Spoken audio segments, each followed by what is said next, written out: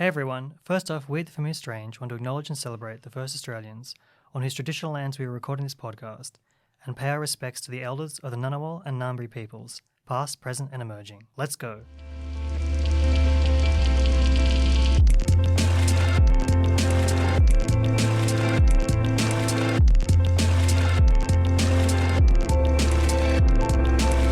Hello and welcome to The Familiar Strange, brought to you with support from the Australian Anthropological Society, the Australian National University's College of Asia and Pacific, and the College of Arts and Social Sciences, produced in collaboration with the American Anthropological Association, and coming to you from the Centre for the Public Awareness of Science. I'm your Familiar Stranger today, Simon Theobald, together with nearly Dr. Jodie.who. Ooh, thank you. Dr. Julia Brown. Hello. Kylie Dolan. Hi. Today we're starting with me. This week I am thinking about mediocrity. Now, I'm going to frame this in terms of my own fieldwork. I came across the idea of perfection, and I think I've spoken a little bit about it in this podcast before.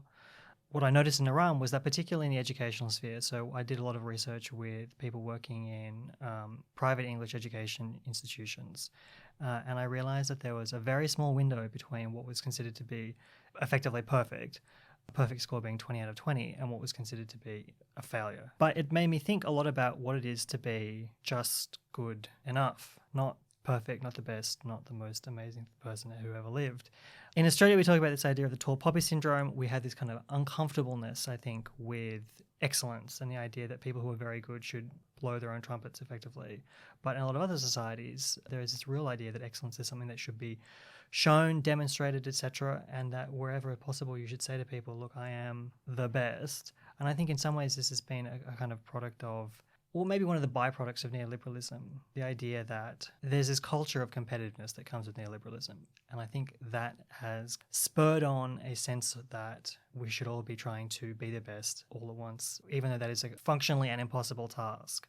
So I guess I'm wondering, what do you think? Do you think it's okay to be just good enough? Is mediocrity something that we should embrace? Or should we still trying to live towards this goal of ultimate perfection? I'm reminded of a conversation I had with a friend once, and he is a bit of a statistics nerd. And we were walking through a shopping centre, and I was just looking at people, and I commented to him, most people are pretty average looking, aren't they? And he just looked at me like, yeah, because most people, therefore. And so I had to do the whole, idea of distribution for me with his hands and gestures. I think that the very idea that we can all be excellent is literally impossible. And yet I agree with you that neoliberalism does ask us to strive for excellence. And, my research is about universities. And so every university website in Australia, putting tall poppy syndrome aside, every university website in Australia talks about how that university is excellent in various ways. And, ANU particularly talks about how it is excellent in all ways and it's number one in Australia. And so I think that we are expected to all be excellent, and therefore mediocrity is literally the only thing we can be if we are all excellent, because if we're all excellent, then we're all the same, and that's mediocrity. That's depressing. Julia Brown. I think Simon's question is definitely coming from the perspective of someone who's about to finish their PhD and is bathed in self-doubt. But the context of your concern aside, I would say that mediocrity as a measurement is probably something that is made over time. So your performance over an amount of achievements that are accumulated, blah, blah, blah. So in terms of the question of whether it's okay to embrace mediocrity, I would say yes, because to me it's always helped to focus on what you're doing in the present and doing your best then, because you can't really control the long-term outcomes of those things, which is what mediocre or not is going to be decided by. And also the standards that you have, you're placing those standards. You don't know what other people's will be later down the track. So try and go a little bit easier on yourself, because there's no way of really knowing how mediocre you actually are, and only time's going to tell. So focus on process rather than outcome. Yeah, I guess so. Control what you can in the present time by working to your own standards, but remember that those standards are probably higher than what the overall goal is anyway. So as long as you're doing your best, that's not mediocre, and it'll probably pay off later anyway. But then when we saw this idea of striving for an individual best, be your best, why can't we say to children, it's okay to be mediocre? I think it's okay to be mediocre on some things, right? Okay, so does that mean you have to be good at something in order to justify being mediocre at something else? And I don't know whether that's productive either. Can you just be mediocre at everything? Depends how fulfilled you feel. Kylie? I definitely think there's room for mediocrity. If we're able to eschew these really high standards for a moment and think about where most people lie on your graph, Jodie, it is sort of in the mean. And I think to think about yourself as somewhere in the middle is probably healthy and most likely realistic. But also, I think it can be really generative. It allows people room to strive if they can and want to. And it also is more forgiving of failure or more forgiving of us falling below the average. I think it does depend so much on what we value, though. I think I want to value mediocrity so that we can strive and fail, and that can all be okay. I don't think we all need to strive to be the best or should, because that's an unattainable expectation. I would love to keep this conversation going forever, but unfortunately we have to move on. Jodie.Bath, what have you been thinking about this week? I have just come back from a wedding in Germany. Yay. And I know, it was so good. And so I was quite involved. This is two of my best friends who have just married each other. And so I was quite involved in discussions leading up to the wedding, and I thought I understood what I was going to see when I got to the wedding. I thought we were having a shared understanding through our discussions of what that wedding was going to look like. And when I got there, I realised that although we were using all the same words, and they weren't speaking German to me at the time, just to be clear, I don't speak German, but even though we were using all the same English words, what they meant to me meant very different things to what they meant to the German speakers in the conversation. And so when I got there, things like, for example, when my friend had said that there would be coffee and cake in the afternoon, I just thought there would be coffee and cake. But actually it's this huge, amazing tradition in Germany where like all of the guests bake a cake and bring it for afternoon tea and have these beautiful labels. And then it's like this shared gesture of love to the bride and groom at this huge cake buffet. It's phenomenal. So that was not what I was expecting, and that took an enormous amount of coordination as well, which, you know, had I been involved in that part, I wouldn't have known that coordination was necessary. So it really got me thinking about shared cultural understandings, and I've been trying to theorise around this. And I'm wondering if I could use the concept of the hinterland to do that. So the hinterland is an actor network theory concept introduced by John Law, and it was originally kind of used as an agricultural concept. Like if you see a packet of eggs on the shelf, then that packet of eggs has a whole history and background and has literally probably come from the hinterlands outside the city that you are buying the packet of eggs from. And that whole history informs what that carton of eggs actually is. So I think you can apply that to ideas and concepts as well. So I have this idea of coffee and cake at a wedding and what that means, that has this whole hinterland that comes from my cultural understanding of weddings and my cultural understanding of coffee and cake that I have drawn from to create this image, right? But they were drawing from a completely different hinterland in order to come up with their image. So I guess my question to you is, can you think of other examples where you have had a different cultural hinterland to somebody that you've been speaking to, even though you've been using the same language to describe a concept? That's my everyday experience. With Australians. Right. So you're saying I'm essentializing.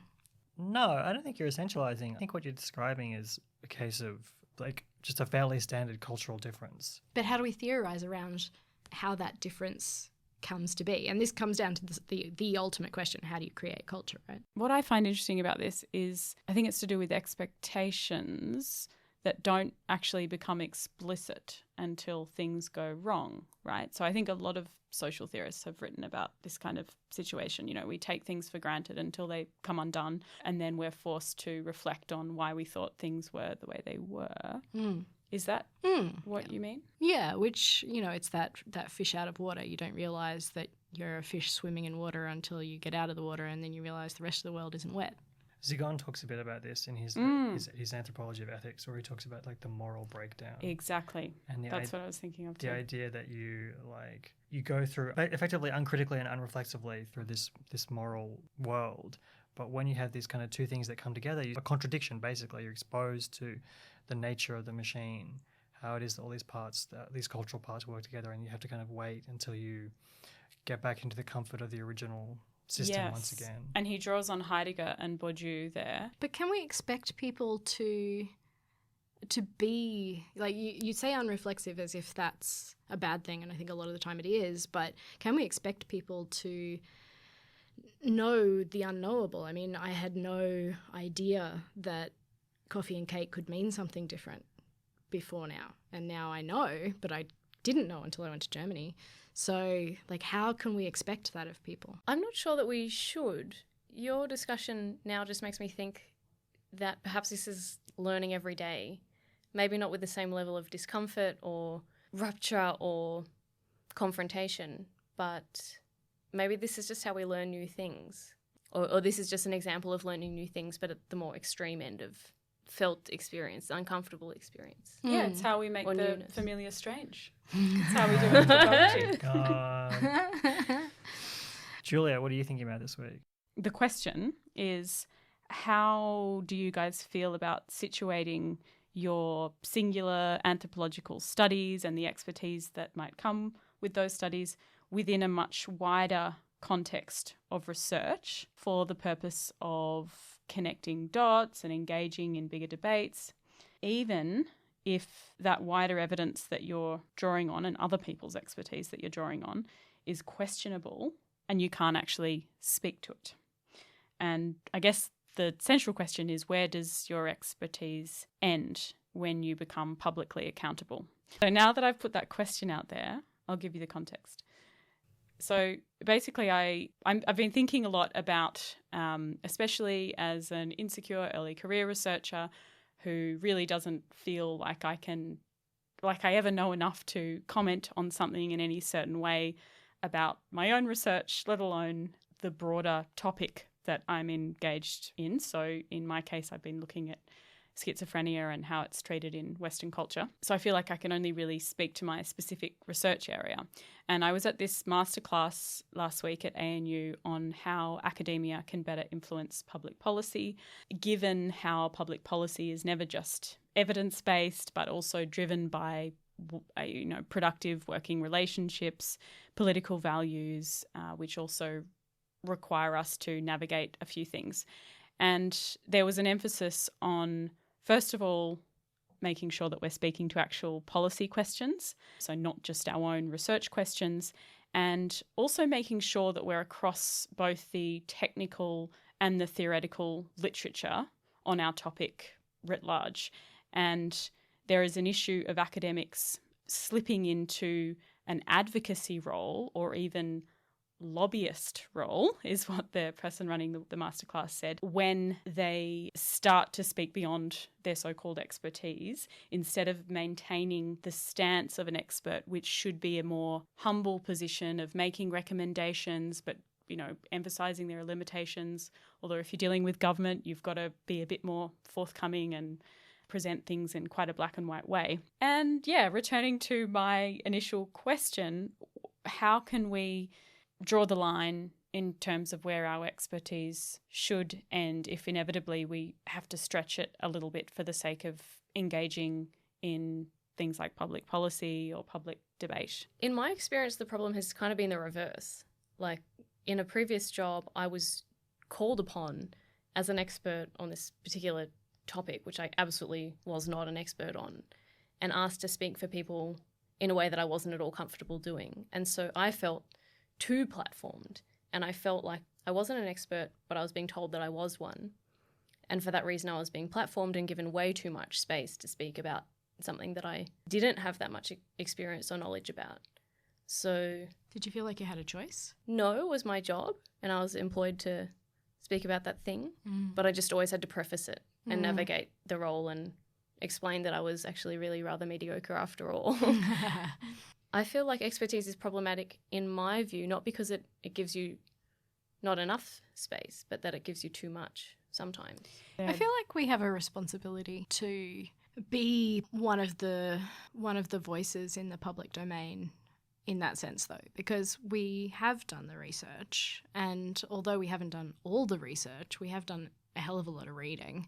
You know, that's kind of part of our job, is to do the reading and know the stuff. So when we're being asked to be experts on something, I don't think that request is actually about our research. I don't think we're being asked to comment specifically on what we have studied. I think we're being asked to comment on our knowledge of a topic based on not just the questions we've asked people specifically, but also all of the other questions that other people have asked that we're aware of. And I think that's fair, because none of us are really currently being paid to do that. But, you know, at some point in the future, it'd be really nice if somebody would pay us to be the person who does that reading and does that research and then has an impact on the world because of that. And I think we need to be able to back ourselves, because it isn't other people's jobs to do that reading and then let the rest of the world know what that reading says.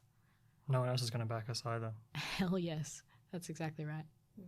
So, Kylie. Okay, well, this week I've been thinking about sharing and about giving, receiving, reciprocity, and relationships. But one of the reasons why I've been thinking about that is because very shortly TFS is going to launch our Patreon account. So I'm wondering this week if relationships are formed by acts of giving and reciprocity, or whether a relationship has to exist before reciprocity can be introduced, or giving and reciprocity can be introduced. Well, I mean, the answer's always both, but do you mean to say whether a relationship startup depends on reciprocity in the first place? So I think it always requires some kind of reciprocal exchange to continue, but what are the conditions under which you can ask somebody for something? A relationship. Sure, but what kind of a relationship? Like, okay, so say I go into a shop and I have banter with the shopkeeper who I have never met before, and then at the end of that banter I say, well, now that we're mates, how about a discount on that little item that you're about to sell me at full price? Do I have the right to ask that because I've formed a relationship? And in which culture do I You have the right to ask that. Do I? Is that not offensive? You do, but I think you might be overplaying the depth of the relationship that you've just made. And it's worked before. Well, lucky Jodie. it's interesting because it really puts strangers to the test in terms of how much they will oblige one's request. Like, I imagine just because I'm a polite person who hates saying no, I would say yes to your request whether or not I thought it was reasonable. But then on the other hand, I would ask that of somebody I didn't know. I wouldn't ask that of somebody I did know. I wouldn't ask of a friend. So there's already a sense that it might be a short-term transaction so you can exploit someone. Maybe. Oh, wow, I sound like a terrible person. The inner workings of Jodie's mind. That's right. Very interesting. I don't know. What do you think, Simon? But I guess if Mauss is right, giving is a relationship. You enter into a relationship by giving something. So this is Marcel Mauss. This is Marcel Mauss. Yes. The gift. The gift. Yeah. And Marcel Mauss said that, that you had to give something in order to enter a relationship. He basically says the act of giving is itself a relationship. The idea of commodity exchange is juxtaposed to things like, gift economies. And the idea of the gift is that it contains part of the person. It's part of like the relationship. There is a relationship inbuilt to that act of giving. So in a sense, it might be possible to think from that you don't need to have a relationship to begin with, right? If there's just somebody before you, you can give them something and you're from there on entailed if they continue to give back and reciprocate. I think if you give a gift to someone, you are entering into a relationship with that person. There's no way you can't give a gift that isn't devoid of a relationship. Is it devoid Right. of obligation? Great question. A gift. No, A gift is is a relationship of obligations. always. But Every culture. Well, this is the idea. Is there such thing as a free gift? A gift that doesn't entail some kind of reciprocal relationship with someone else. James Laidlaw would say, yes, there is a free gift, but the circumstances under which it takes place are very specific. Examples are from southern India and the Jain community there. Well, Did that answer That's your a- question in any way? I think I agree with Julia. I think it's always both. I just wanted to hear what you think. Well, And on now that- you And have, and It's sorry so to hard and disappoint. it's so sticky. So it's something that I But wanted to raise. it's at the heart of anthropology, the reciprocity stuff. So I think it never gets old. It's a good thing to think through. And if anyone feels any particular expertise on the topic in our Facebook chat group, please Give tell back. us. Yes, Give that's back. right. All right. And for that matter, if anybody is feeling particularly like gifting, please do check out our new Patreon page, because this is a labour of love and we hope that you enjoy it. And if you do enjoy it, please help us keep it going. It's Patreon.com/thefamiliarstrange, and you can find more information on our website, www.thefamiliarstrange.com. That's all we have time for. I want to thank Jodie.who, Thanks, Simon. Julia Brown, Thank you very much. Kylie Wong Dolan, Thanks, Simon. and me, Simon Theobald, Thank you, Simon. your host today.